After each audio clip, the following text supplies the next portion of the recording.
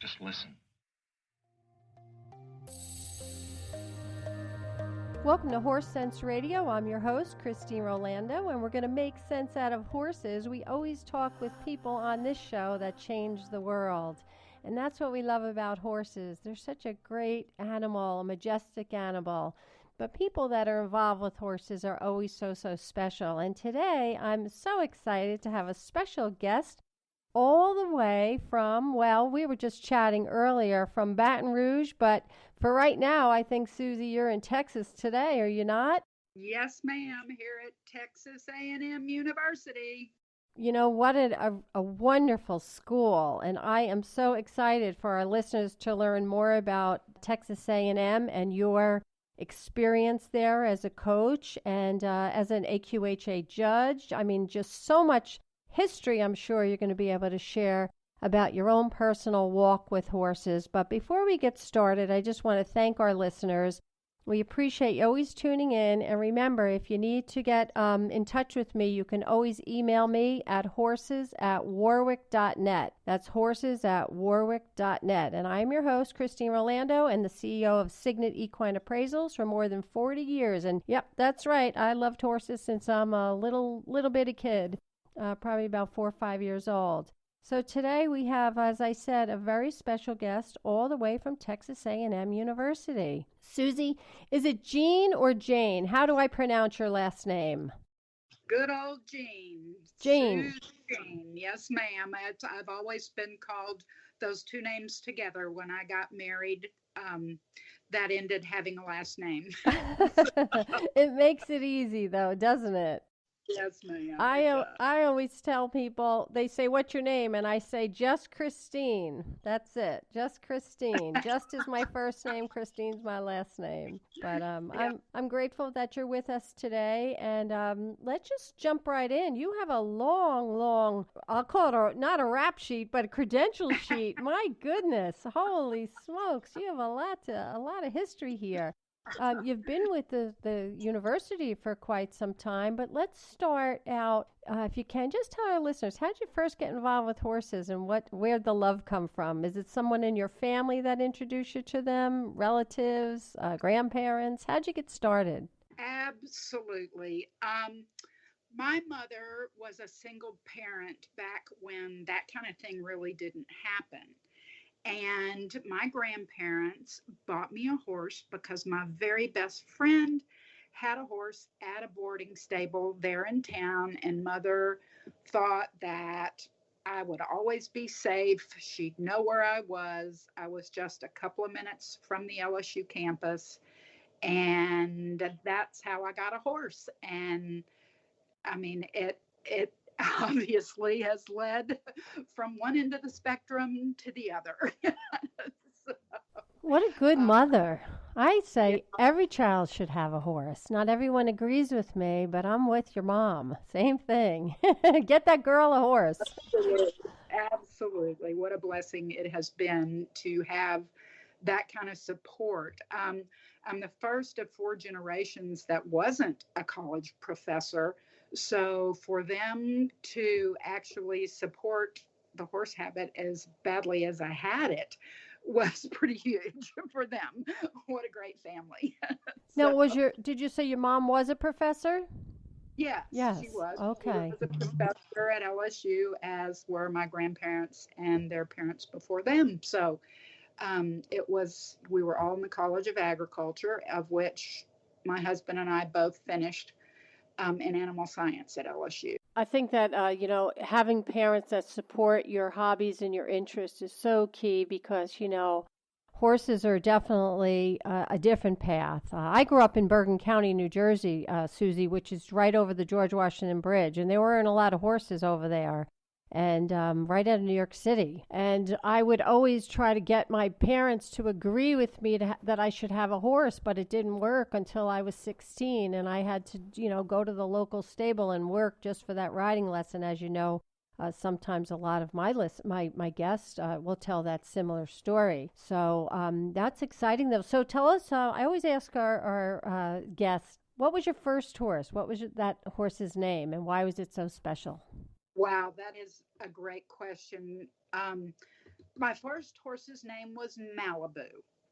And Malibu was a barrel racing horse. Oh my gosh, the craziest thing ever. Went to all of those little play days and did buddy pickup and flag race and all that kind of stuff. But like as you did, I couldn't afford a big time show horse or be able to do that kind of thing. So I did work. I started work when I was 14 for a professional trainer, and worked all my way through high school and college with the trainer in order to be able to, fund my horse habit, which allowed me to a lot of experiences that led to my career path. And what an amazing career path. I want to just let our listeners know Suzy Jeane is a AQHA judge.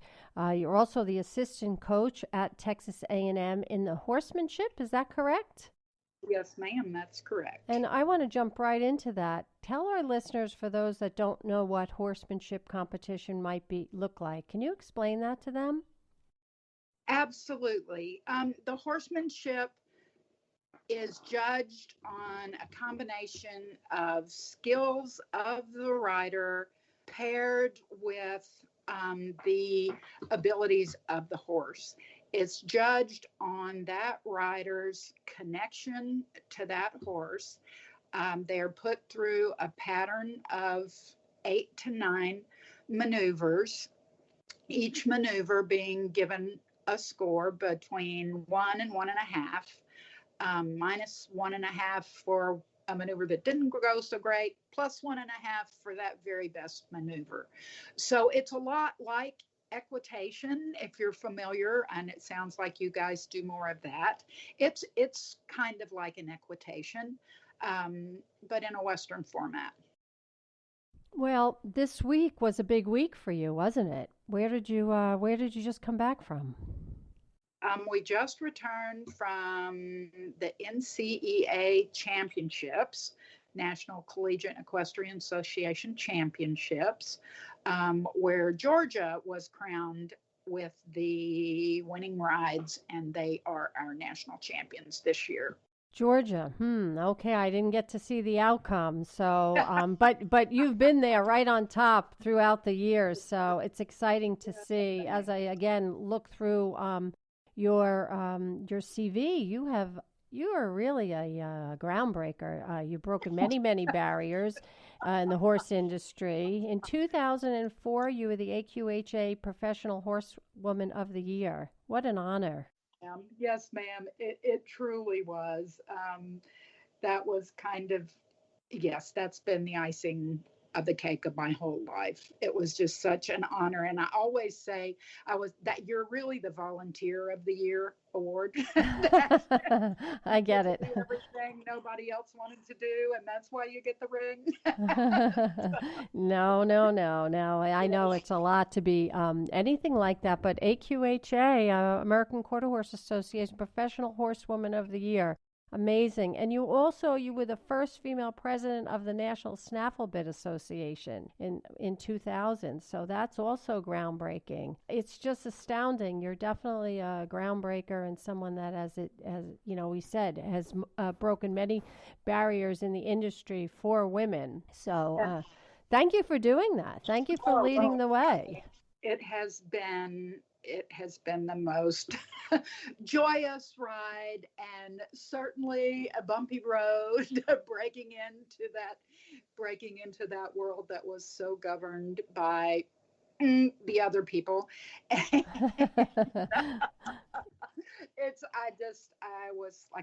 was supported by my family and friends, and I just really never took the word no too seriously.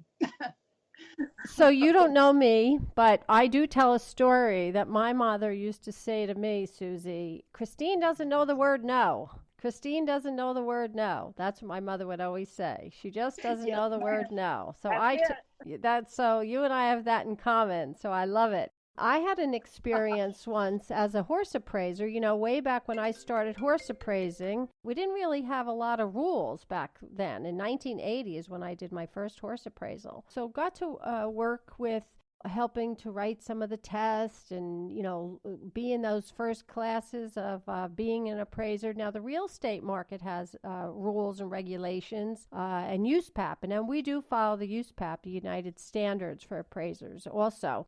But it was like the Wild West, I have to say. And that's what it sounds like you as having to do the same thing, being one of the first women. But a funny story is I was able to speak at the Horse Council, the 25th anniversary in Washington, D.C. And I was nervous because I was just a young kid, basically.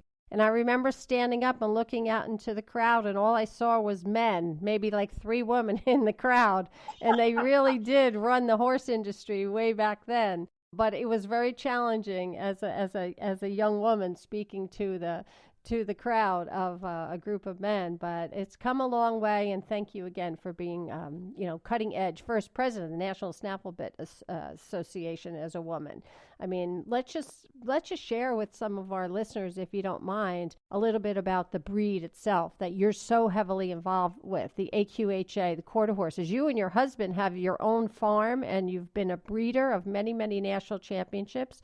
But what's that like? What's that whole world like for you? Well, of course, if you do the job you love, you never work a day in your life. So you got to start with that mindset, because you will work every day of your life 24/7. Right. We were lucky enough, upon graduation from LSU, we both had jobs in North Texas in the Gainesville area, and we started there um, in the horse industry. My husband was in the breeding barn and working with the breeding, and I was training and showing and doing those kind of things. Just through the years, we were just lucky enough to be in the right place at the right time to be invited to work at Bob Perry Quarter Horses, which was a premier stallion facility where we were able to stand many, many very nice stallions to the public for 12 years, I think we were there. And then when the Perrys retired, they left their stallions to us in our care, and we started our own business, Down the Rail Performance Prospects.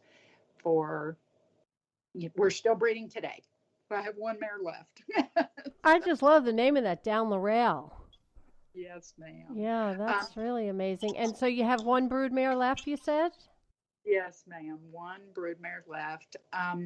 We bred horses for the all-around competitions in the Western division, as far as like your family show horses that the kids could take and ride, that were competitive enough for an open rider to show in the Western events. The Western pleasure primarily, and then the trail, Western riding,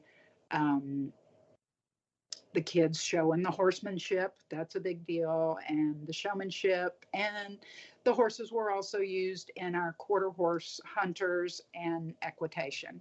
So we raised more of that all around Western horse that the AQHA is famous for being the most versatile horse in America.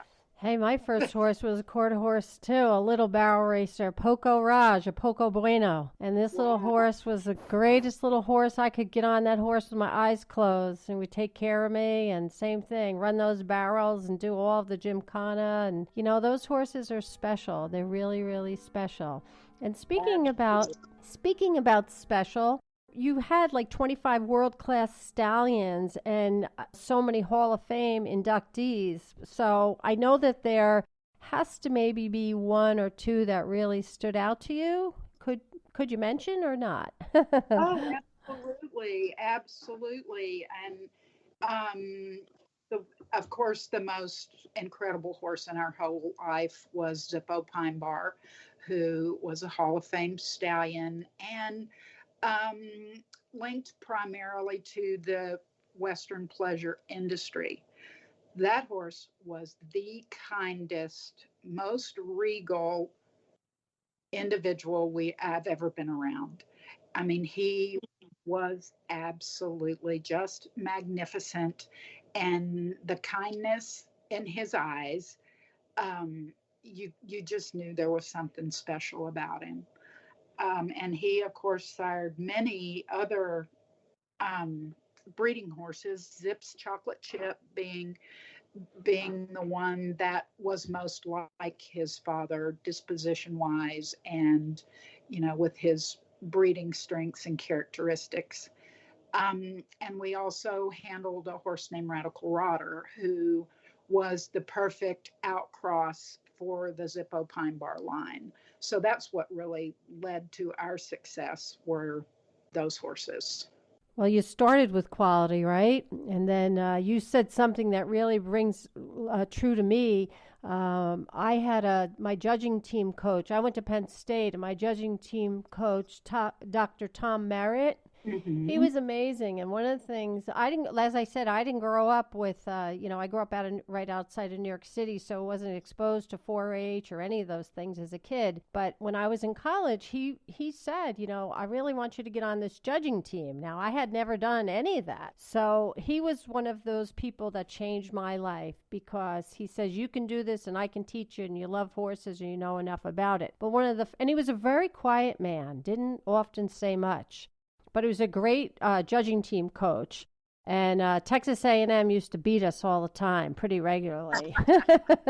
But he always said, look at the eye, just like when you look at a person, you look at a horse's eye, and that's what you just shared. There was something about the kindness in a horse's eye, in that horse's eye. Isn't it true? Though they speak volumes, don't they? Oh my goodness, more than we can speak. They They really do. do. Another question. Now, do you still serve as a AQHA on those committees, I believe, right? Aren't you still a director? Oh, yes, ma'am. I'm still a director, and I'm now on the youth committee, and which is a perfect place for me to be right now, so we can um, help bring excitement back to the horse industry and focus on the future of our industry in those young people today. So I thoroughly enjoy and always have enjoyed the involvement with the associations, and just feel it's so important to give back to the industry that gave so much to me. And really, that's what I feel like I'm doing here today at Texas A&M. No longer am I out there breeding and competing as much, but here I really can give back to all the girls whose hearts, will always long for horses, and through the team be able to help them realize their dreams. And it's pretty cool.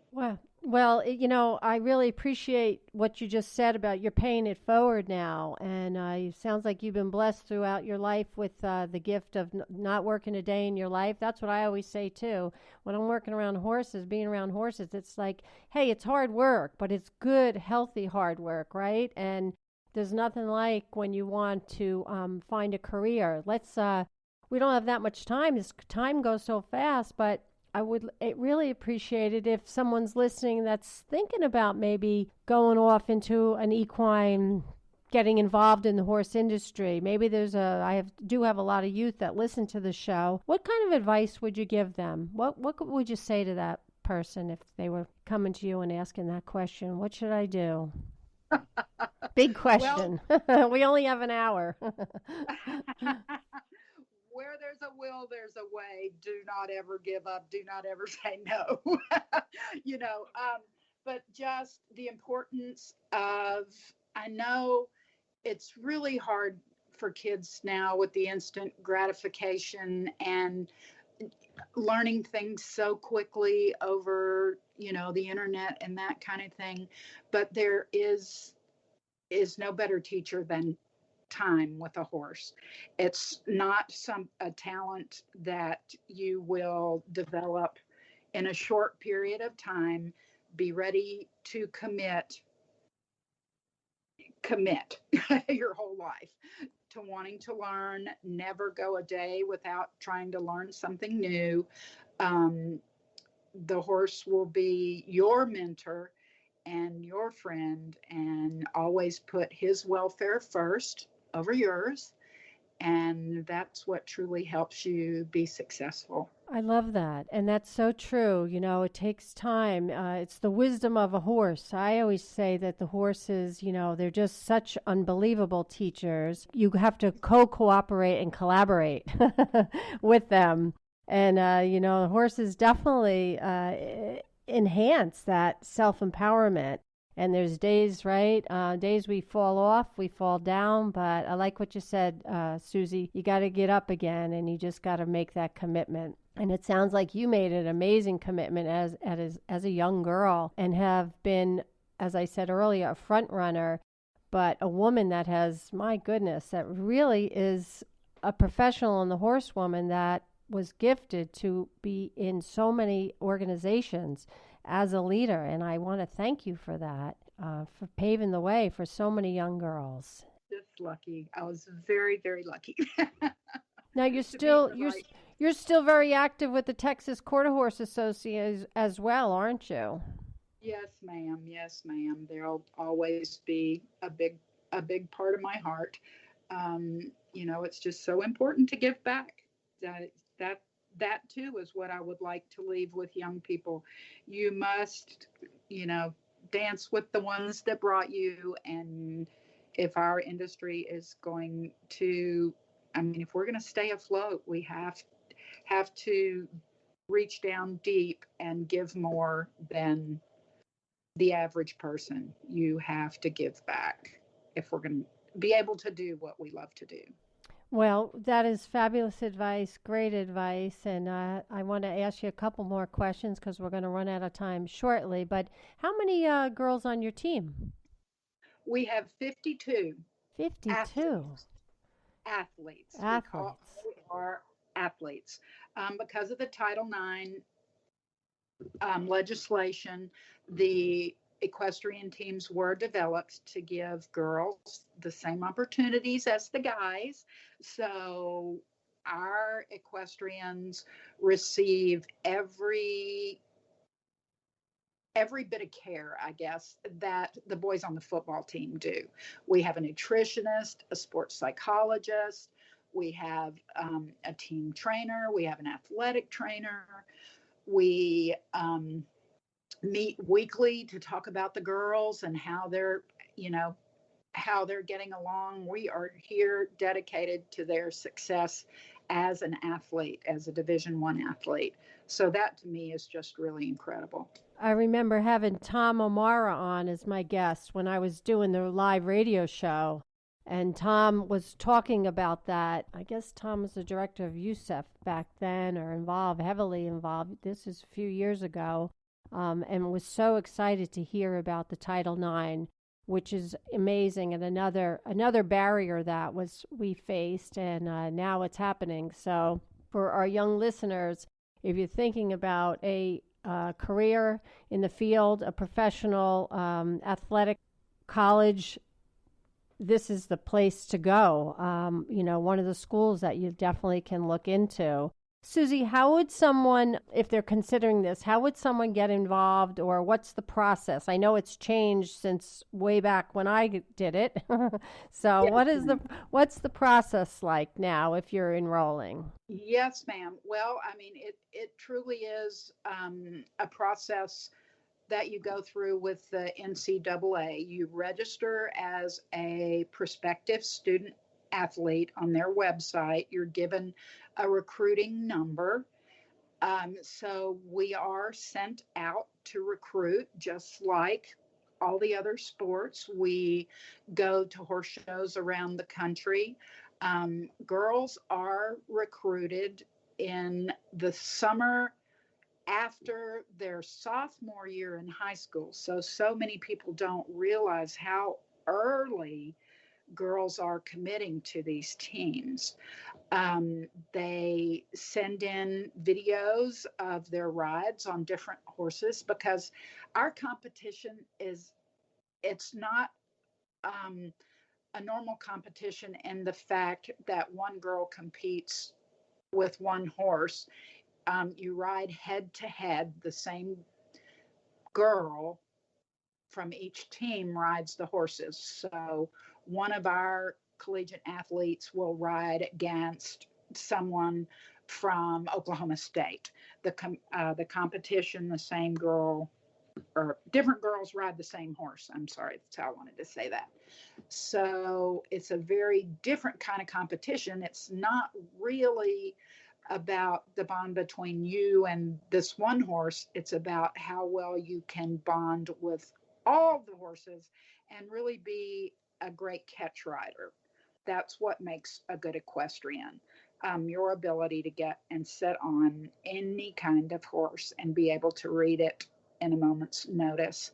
The girls who I have, probably 100 to 150 girls apply for 4 positions on the team every year. So the competition is quite strong for that, for the recruiting. And the girls that are successful usually started riding when they were very young and have had a pretty successful show career, and just kind of made that decision to follow this path in their early years. There's only four. There's only 4 spots available, you said? Every year, yes, ma'am. When those 4 seniors graduate, I replace them with 4 freshmen. So, although the team has 52, we have to keep a roster of 52. Half of that is the hunt seat girls, and the other half are the Western girls, of which there are 14 reiners and 16 horsemanship girls.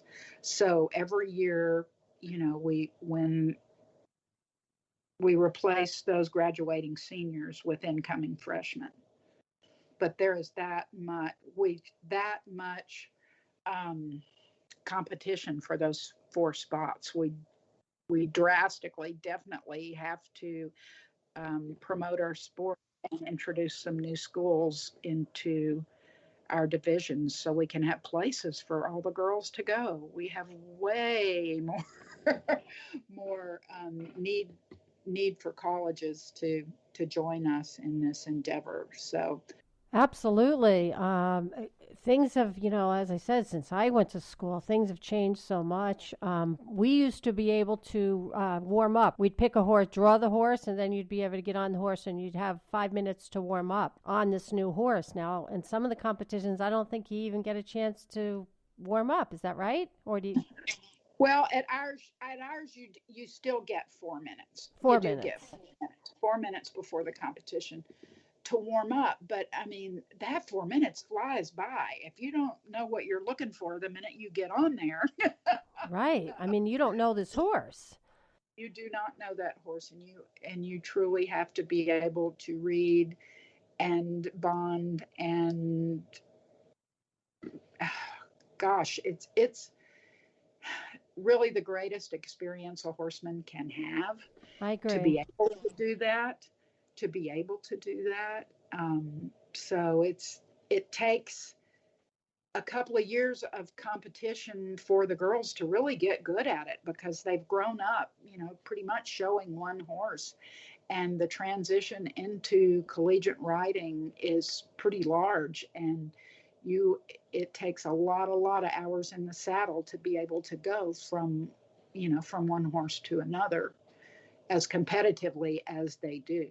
And competitive it is, that is for sure. I mean, it is really competitive. But I like what you said about more universities need to think about getting some teams together, since there's so many people, girls and trying to get into these spots. So, wow, this has been so interesting. I am so grateful and so thankful that you, I know we were supposed to do this a while ago and it didn't work out for one reason or for another, but it was meant to be. And I'm grateful to Abby for introducing me to you. Suzy Jeane, AQHA judge. That's a whole nother story because today we're talking, right? I'm sure there's lots of stories you could tell as being an AQHA judge, but you're really an amazing woman. I'm so excited to get to know you. I'm planning on coming to Texas at some point. So when I do, I'm definitely going to come out and see you. I've been there a few times, and I really love Texas.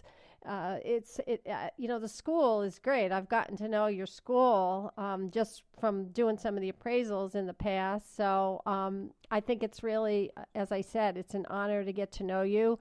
I want to thank you. I want to thank you for doing what you do. You're so kind. I mean, like I say, every day has just been a blessing. And, you don't have to have a lot. I mean, you don't have to have a lot of money. All you got to do is have a lot of love for a horse, and you can go wherever you want to in this industry. So like I say, I'm just very thankful to have the mentors that I had and the opportunities that I had, and they're out there.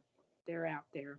I just want to say your husband, Joe, you guys are amazing that you were able to, it's like a storybook, the story of you two together. So anyway, Suzy Jeane, AQHA judge, assistant coach, Texas A&M, there you are.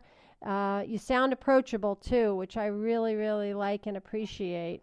So that's a good thing, Suzy. Before I let you go, I just want to give a shout out to a tip of the week. And the tip of the week is from Macaulay Topash. And she has a new website out there called MacaulayTopash.com. So check it out. And she's an equestrian herself. Actually, she was in Texas for a while. That's why I asked you about Midland. They opened up a coffee shop in Midland called Flat Bellies. She was out there last year, and she said, I think she said, Mama, hey, Mama, it's dry, flat, and everything is dusty out here, and it's hot. So that's when I said to her, find out how far Texas A&M is from you. Go up and see the horses and visit while you're there. But yes, it's a minute.